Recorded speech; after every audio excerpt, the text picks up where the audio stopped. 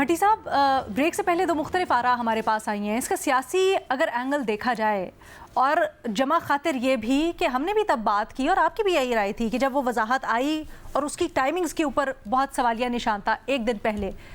اب یہ جو فیصلہ آیا اس کی روشنی میں کیا کہیں گے، کیا اثرات ہو سکتے ہیں، اور کیا آپ بھی مانتے ہیں کہ واقعی میں جو گریٹر اسکیم آف تھنگز میں کہیں نہ کہیں عدالت میں یہ چل رہا ہے کہ ہماری جو پاورز ہیں ان کو نہ محدود کیا جائے، یا پارلیمان، ہمارے چیکس اینڈ بیلنسز ہمارے اوپر نہ ہوں، جو آئینی اصلاحات جو آ رہی ہیں وہ نہ ہوں، اس لیے وہاں پر بھی کہیں نہ کہیں سیاست ہو رہی ہے؟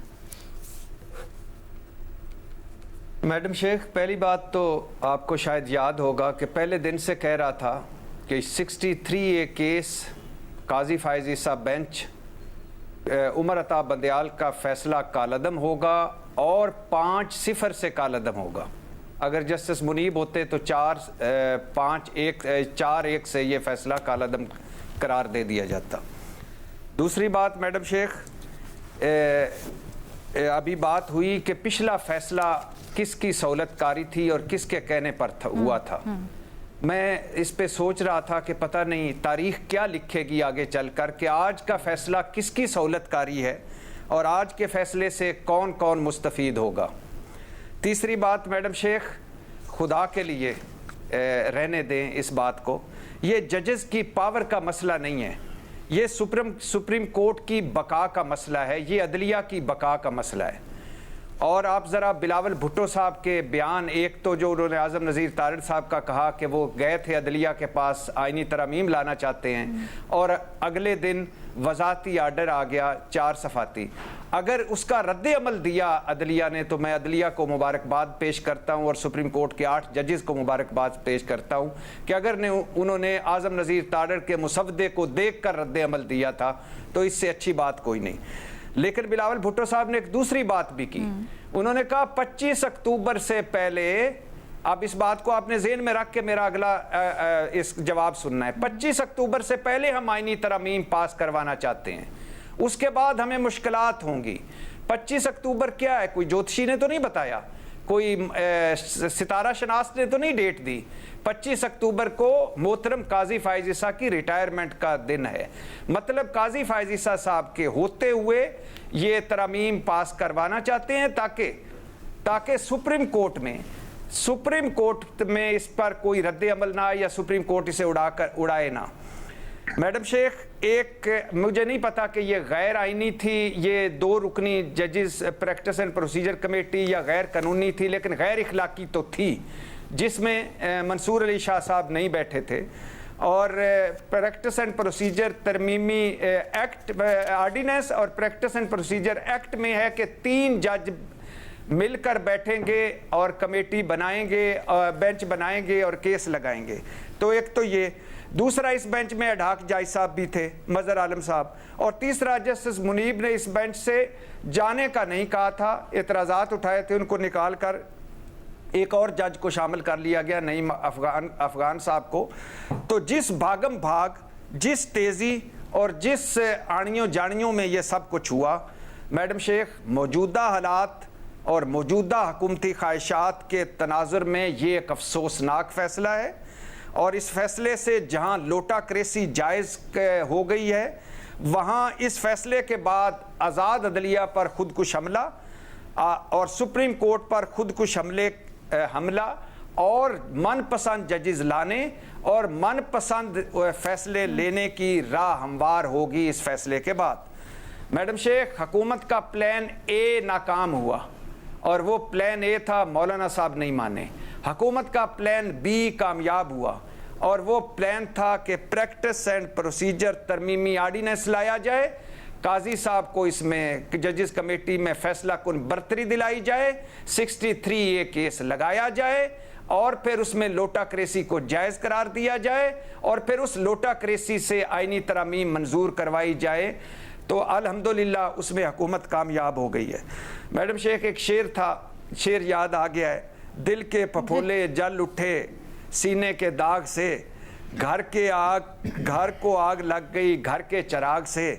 اس شعر کو ذرا تھوڑا سا ترمیم کے ساتھ ایک تشویش کا اظہار ہے. کہیں بھٹو کے 73 کے متفقہ آئین کو آگ تو نہیں لگے گی بھٹو کے چراغ سے؟ آج بھٹو کا چراغ ٹمٹما رہا ہے, وزارت عظمیٰ سامنے ہے, بڑی بڑی باتیں کر رہا ہے, اور خدا کے لیے اس پارلیمنٹ کو سپریم کورٹ پر بٹھانا چاہتے ہو, عدلیہ پر بٹھانا چاہتے ہو؟ آپ سیشن جج نہیں لگا سکتے, آپ سول جج نہیں لگا سکتے, آپ ہائی کورٹ اور سپریم کورٹ کے ججز لگاؤ گے, ان کے تبادلے کرو گے, چیف جسٹس خود لگاؤ گے, اور پھر من پسند کے فیصلے لو گے. لنگر گاپ کیا ہے میڈم شیخ اسلام آباد میں؟ لنگر گاپ بھی سنیے. کوئی لنگر گاپ کہہ رہا ہے کہ چیف جسٹس آئینی عدالت کے سربراہ ہوں گے, justice Yahya Afridi chief justice supreme court ہوں گے. لنگر گاپ ہے کہ 25 اکتوبر کے بعد جسٹس یحییٰ آفریدی, جسٹس امین الدین اور جسٹس جمال مندوخیل پر ججز پریکٹس اینڈ پروسیجر ججز کمیٹی بنے گی, اور جسٹس نعیم افغان, جسٹس سردار طارق, جسٹس مظہر عالم آئینی عدالت میں قاضی فائز عیسیٰ کے ساتھ ہوں گے. لنگر گپیں دیکھیے. نہیں تو یہ جو گپے لگا رہے ہیں انہوں نے, جو باقی جسٹس منیب ہے, جسٹس منصور علی شاہ ہے, ان کو نکال ہی دیا, وہ کہاں ہیں؟ جی الحمدللہ وہ کہاں ہوں گے؟ یہ ابھی آئینی ترمیم پیکج ذرا منظور ہو لینے دے, اس کے بعد کون کہاں ہوگا وہ بھی آپ کو پتہ چل جائے گا. لیکن یہ ایک افسوسناک آج دن ہے, اور ایک افسوسناک دن ہے ہماری اس آزاد عدلیہ کے لیے, کیونکہ اس آج کے دن سے بہت سارے چشمے پھوٹیں گے, اور یہ جب چشمے سیراب کریں گے حکومتی خواہشوں کو, تو ہمیں لگ پتہ جائے گا کہ ہونا کیا تھا اور ہو کیا گیا ہے. اور موجودہ حالات, موجودہ حکومت, موجودہ پارلیمنٹ, موجودہ حکومتی خواہش, ایک افسوسناک فیصلہ. مزید صاحب, کیا آپ اگری کرتے ہیں بھٹی صاحب سے؟ کیونکہ بلاول صاحب جس طرف اشارہ کر رہے ہیں, وہ کہہ رہے ہیں ٹھیک ہے 2 منٹ کے لیے مان لیتے ہیں اگر ہم لوگ یہ اصلاحات لے کے آ رہے ہیں کچھ, تو دوسری طرف سے ایسا کیسے کہ پارلیمان ایک ترمیم کرنے جاتی ہے یا قانون سازی کرنے جاتی ہے تو آپ اسی دن فیصلہ یا وضاحت جاری کر دیتے ہیں؟ یہ بھی تو سیاست ہو رہی ہے.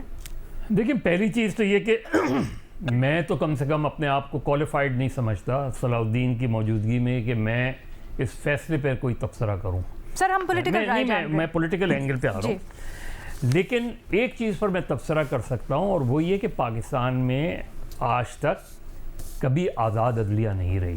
یہ جو بھٹی صاحب کہہ رہے ہیں نا, کون سی آزاد عدلیہ, کون سی ایک چیف جسٹس بتا دے جو آزادانہ فیصلے کرتے تھے؟ کوئی آزاد عدلیہ نہیں رہی. کیا پچھلے جو چیف جسٹس تھے انہوں نے جو اپنی ایک کلوز ڈور شاپ بنائی ہوئی تھی 3 ججز کی, کیا وہ اس کو آزاد عدلیہ ہم کہیں گے, یا موجودہ عدلیہ کو ہم آزاد عدلیہ کہیں گے؟ کیا جو پہلا فیصلہ تھا 63A کے حوالے سے, کیا وہ درست فیصلہ تھا؟ کیا یہ فیصلہ درست ہے؟ پرابلم کہاں آ رہی ہے؟ پرابلم پولیٹیسائزیشن آف جوڈیشری ہے. جو پولیٹیسائزیشن آف جوڈیشری ہوئی ہے, اس سے سب سے زیادہ نقصان ہو رہا ہے, اور اس کا نقصان سب سے زیادہ یہ ہو رہا ہے کہ میں تبصرہ کر رہا ہوں سپریم کورٹ کے فیصلے پہ, ارشاد بھٹی تبصرہ کر رہے ہیں سپریم کورٹ کے فیصلے پہ, میمل سرفراز تبصرہ کر رہی ہے سپریم کورٹ کے. ہم میں سے کتنوں نے پاکستان کے کانسٹیٹیوشن اور پاکستان کے قوانین کو پڑھا ہے, اور اس کی انٹرپریٹیشن ہم وہ کر رہے ہیں. میں ابھی وہ پڑھ رہا تھا جو اوریجنل فیصلہ تھا, اس میں جسٹس مندوخیل کا جو وہ تھے, انہوں نے کہا اس میں تبدیلی کی ضرورت ہی نہیں تھی 63A میں. لیکن میں اس پہ اس لیے تبصرہ نہیں کر سکتا کہ because I don't consider myself qualified. Absolutely sir, اسی لیے جو باقی آپ تینوں پولیٹیکل اینالسٹ ہیں ان سے پولیٹیکلی ہم نے, لیکن جب ایک اور چیز ہے نا سر, جب عدالت میں معاملات جا رہے سیاسی اور عدالت پہ الزام لگ رہا ہے کہ وہ بھی سیاست کر رہے ہیں, تو پھر اس پہلو کو بھی ٹچ کرنا نہیں. تو اس پہ یہ تو میں نے کہہ دیا نا کہ پولیٹیسائزیشن آف جوڈیشری مجھے صاف نظر آ رہی ہے. جب دیکھیے نا, جب اگر جسٹس منیب اختر اس پہ نہیں بیٹھ رہے, لیکن وہی وہ 2 رکنی بینچ کے باقی بینچ میں تو وہ بیٹھ رہے ہیں, اس بینچ میں نہیں بیٹھ رہے وہ, تو اس کا مطلب ہے وہ 2 رکنی بینچ کے اس اوور آل ان کا جو فیصلہ ہے اس کو نہیں, اس کو تسلیم کر رہے ہیں. پھر یہ آیا کہاں سے؟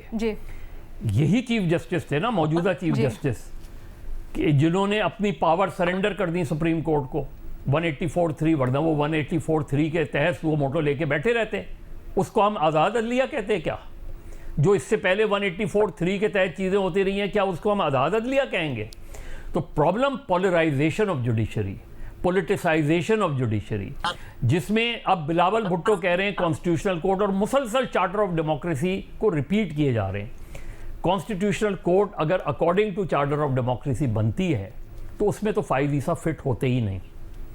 उसकी वजह क्या है? इसलिए कि उसमें तो वो लिखा है कि a person who is qualified to be a जज ऑफ द सुप्रीम कोर्ट, वो फेडरल कॉन्स्टिट्यूशनल कोर्ट का जज हो सकता है उसमें।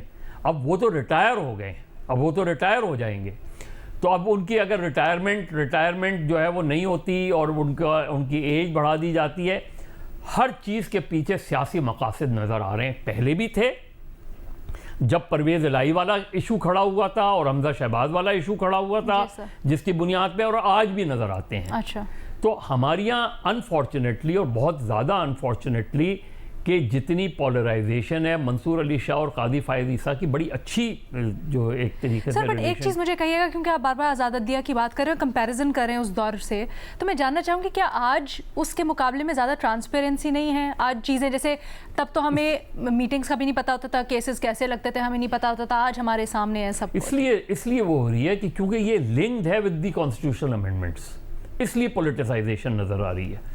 अगर ये जितने भोंडे अंदाज में कॉन्स्टिट्यूशनल अमेंडमेंट्स को मूव की गई उसमें, अब बहुत स्ट्रेस कर रहे हैं चार्टर ऑफ डेमोक्रेसी पे बिलावल भुट्टो, वो बताए ना कि उसका क्लॉज 15 लिखा है उसमें पब्लिक अकाउंट्स कमेटी के बारे में, क्या वो इम्प्लीमेंट होता है? सिंध में तो वो आज ऑर्डर करें कि leader of the opposition public accounts committee का ऑपोजिशन का होना चाहिए। लिखा हुआ है, स्पेसिफिकली लिखा है कि in the national assembly and in the provincial assembly the leader of the opposition will nominate Sir, but I'm sure वो समझ रहे कहीं ना कहीं अदलिया की तरफ से मुसलसल इंटरवेंशन आ रही है पार्लियामान के मामलात में, जैसे अभी महमल ने भी कहा